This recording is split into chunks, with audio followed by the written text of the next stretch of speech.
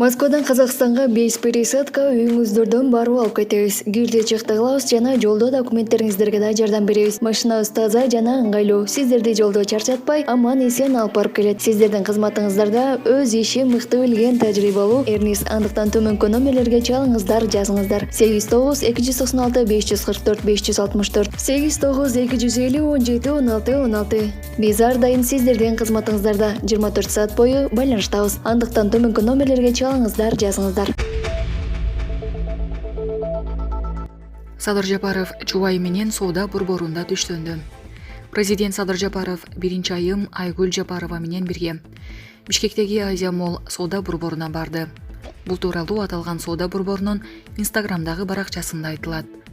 Бүгүн Садыр Жапаров 1-айым Айгүл Жапарова менен чогуу Азия Моллдун коногу болушту деп айтылат соода борборунун расмий баракчасында. Социалдык желеге жарыяланган сүрөттөрдөн мамлекет башчысы жана 1-айым элдер менен бирге Тестатым жайларынын биринде түштөнүп, алар менен баарлашып отургандыгын көрүүгө болот. Айрым шаар тургундары президент жана 1-айым менен сүрөткө түшкөнгө да үлгүрүшкөн. Булак медиа центрге. Орусияда кыргызстандыктардын 8,5 миллион сом маяналары төлөндү. Бул тууралуу Эмгек, социалдык камсыздоо жана миграция министрлигинен билдиришти.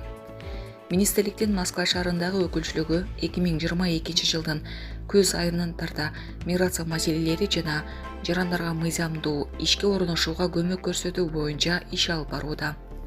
Өкүлчүлүк тарабынан 2023 жылдын январь айынан апрелге чейин 2788 кыргыз жаранына Орусиянын миграциялык мыйзамдарынын маселелери боюнча кеп кеңештер берилген. 172 кайрылуу иш берүүчүлөр тарабынан төлөнбөгөн эмгек акы боюнча болгон. Өкүлчүлүктүн кызматкерлеринин жардамы менен 99 жаранга 8,5 миллион сом өлчөмүндө эмгек акы төлөнүп берилди. Ошондой эле өкүлчүлүк өндүрүштүк жаракат алган 2 кыргызстандыкка 1 миллион 50 миң рубль өлчөмүндө компенсация төлөп берүүгө жетишти. Орусиянын аймагындагы иш берүүчүлөр менен байланышты жөнгө салуунун алкагында Кыргызстандын жарандарын ишке орноштуруу боюнча эмгек келишимдерди түзүү үчүн 1235 бош орун аныкталган. Булак суперкежи. Польша америкалык танктарды жана ракеталык комплекстерди алат. Польша 15 майда америкалык Абрамс танктарын жана Химарс ракеталык комплекстерин алат. Бул тууралуу чет элдик маалымат каражаттары билдирди. Польша мурда АКШдан 250 жаңы Абрамс танкын жеткирүү боюнча келишимге кол койгон.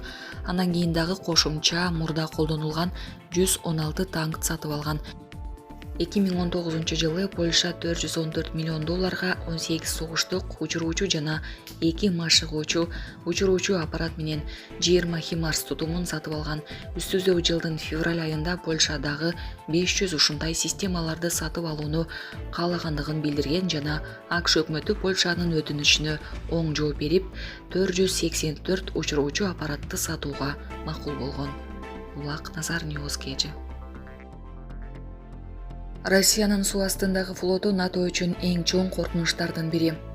Newsweek маалымат булагынын жазганына караганда, Россиянын суу астындагы флоту батыш өлкөлөрүнө жана Түндүк Атлантика альянсына олуттуу коркунуч жаратууда.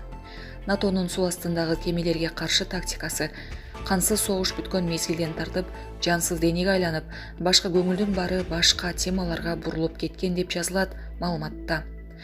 Автордун белгилөөсүндө россиялык мындай техникалар өтө коркунучтуу куралдардан болуп саналып, Америка Кошмо Штаттарынын каалаган аймагына сокку ура ала турган мүмкүнчүлүгү бар. Ошондуктан АКШ өзүнүн союздаштары менен биргелешип, бардык күчтөрүн кайрадан жарыша куралданууга жумшаганга аракеттенип башташты. Ядролук куралдарды эске албаганда, россиялык суу астындагы кемелер НАТОго каршы коюлган эң чоң коркунучтардын бири катары мүнөздөлөт. Newsweek маалымат булагынын макаласында. Булак Назар Ньюс кежи. Конгрессмендер Байденден акыл эсин текшерүүнү талап кылды. Республикалык партиянын 61 өкүлү АКШнын президенти Джо Байденге акыл эси жайында экенин аныктаган тесттен өтүүнү талап кылган катка кол койгонун РИА Новости жазды. Биз сизди экинчи мөөнөткө шайланууга жасаган аракетиңизден баш тартууну же акыл эсиңиз жайына экенин клиникалык жактан тастыктап, жыйынтыгын коомчулукка ачык жарыялооңузду талап кылабыз деп жазылган катта. Республикачылар Байден мамлекет башчы болгондон бери мындай өтүнүч менен 3 жолу кат жөнөткөнүн, бирок баары жоопсуз калганын белгилеген. Президент 2021 жылы жана 2023 жылы медициналык кароодон өткөн, бирок аягында эмне болгону белгисиз. 80 жаштагы Байден учурда АКШ тарыхындагы эң улгайган президент, ал кээде жосунсуз жоруктар менен коомчулукту таң калтырып турат.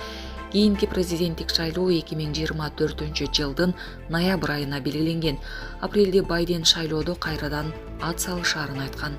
Булак Спутник кечи.